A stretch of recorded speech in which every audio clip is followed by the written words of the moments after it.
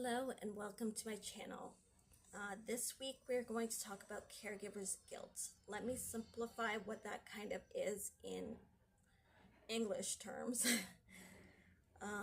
Caregivers guilt kind of looks like, if I'm going to use an example, as new parents guilt when you have a baby and you basically are nervous to leave them alone. You don't feel like there's ever enough for them. You don't really know what to do. Luckily, when it comes to caregivers, it's different. As a new parent, your baby doesn't talk back to you. Luckily, as caregivers, are the people that we care for can talk back to us and tell us what they need from us. Hopefully. I mean, that's not always the case, because some people that caregive are just, there's other situations that could be going on. Dementia, maybe somebody's in a feeding tube. They can't always communicate regardless of age. It's not just babies, but there is a persistent guilt that is happening when it does come to caregiving. I mean, do you ever feel like you're doing enough? I don't think that's humanly possible when it comes to caregiving. I don't think there is ever enough when it comes to taking care of a loved one. I mean, taking care of a loved one is basically a full-time job, depending on what their illness is and what's happening in their life, whether it's old age, whether it's a terminal illness. I don't think that caregivers guilt is ever something that will go away. I don't think there's any cure for it. I do know that caregiving is hard and difficult. I mean, there's a list of things that you obviously feel guilty for as a caregiver. You feel guilty for the fact that you're not there enough, or you are there too much, or that you never feel like you're fully safe in your situation, or that you just don't know what you're doing and you feel guilty about that. There's all kinds of guilt. I mean, guilt is just a universal feeling, and it's also a range of feelings. So guilt can come out as anger and resentment. It can come out as sadness. It can come out as grief. It can come out as really anything. And I don't think that we should be ashamed of that as caregivers. There's nothing to be ashamed of for feeling guilty about something that's going on in a person's life, or your friends or family members that you're caring for. I know that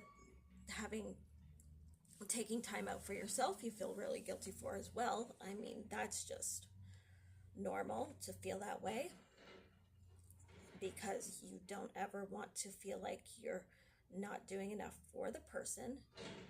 So the guilt is there. I mean, the guilt is not perfect. It's not fair. It's not good for your mental health either. I mean, you should never really let that get so bad to your mental health that you overthink everything as a caregiver. That just adds to the guilt.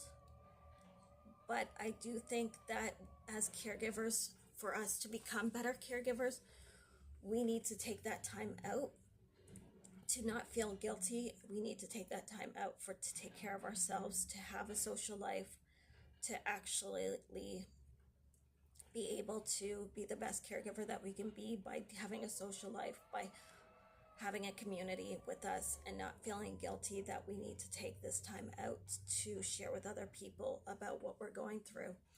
We definitely need a community. We definitely need to have a place where we can feel like we can have a safe place where we can share about our feelings and emotions. Caregiving is not an easy job, but I think it's worth it in the end. I mean, for me, I know that I feel guilty when I leave my mom just to go grocery shopping. I do it mostly while she's sleeping, because I feel really bad. I also feel really bad that I have to film YouTube videos. and do other things like go out and live my life. But it makes her feel better when I do those things, and she doesn't feel like such a burden, and she makes me feel like it's okay for me to do that stuff because she doesn't want to see my life pass me by just because she's dealing with a terminal illness. And I think that the communication of being a caregiver and taking care of the patient, friend, or loved one that you are caring for, that communication needs to be there so the guilt can lessen.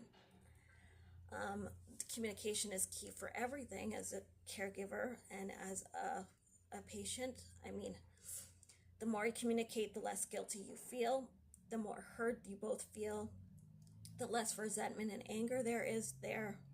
I mean, you're going to have bad days where you're going to wake up exhausted and tired and angry sometimes, or a lot of the time, depending on how much you're going through as a caregiver. But you shouldn't feel guilty for that you are human. Anger and resentment might be negative emotions, but you still have to feel them. I just look at things as turning negatives into positives. Even when you do have a bad day, it's okay. And nobody's perfect as a caregiver. Your mental health is taking a toll on the fact that you're caring for somebody, and the guilt of that mental health issues that are happening are taking a toll on you as well. And even watching somebody that you love go through something so tragic, whether it be old age, dementia, or a cancer, or just something else physical, maybe being in a wheelchair, or really bad back pain. You don't really know what to do in these situations when you are a caregiver. There's so much guilt. It's kind of unbelievable how much guilt we put on ourselves, to the point where we put unrealistic standards on ourselves to be the best humanly possible caregivers, to the point where we think we're superheroes, which is not great either. I mean, we need to be kinder to ourselves. We need to understand that we need that balance of life and caring and work balance. It's not easy. I know that it's not easy for anybody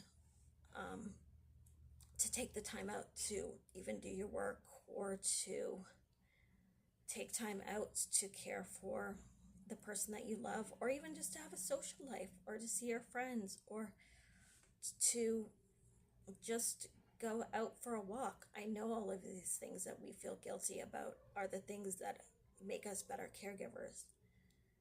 And the fact that we do feel guilty just shows that we love the person that we care for. If we feel this much guilt, we obviously want the best for the person that we care for.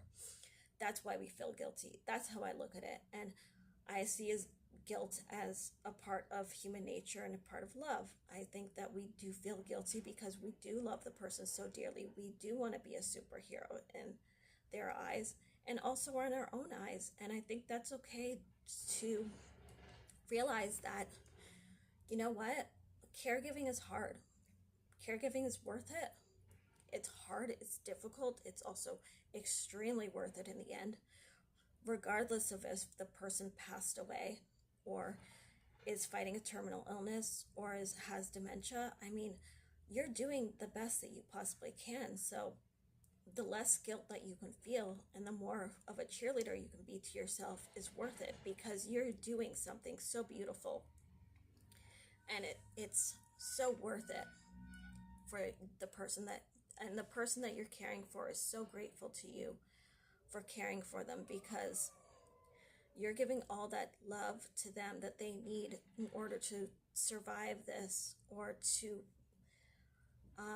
go through the next chapter of their life gracefully. So you're doing everything in your power. So I want to be your own personal cheerleader and say that you're doing a great job. Let me know in the comments below what kind of guilt you actually feel as a caregiver, because we all feel guilt. I want you to know that this is a safe place for you to give your comments. We do not have hate messages here. We are cheering each other on in our caregivers journey. This is what this channel is about, and I will see you in the next video. Thank you so much for watching, and until then, bye for now.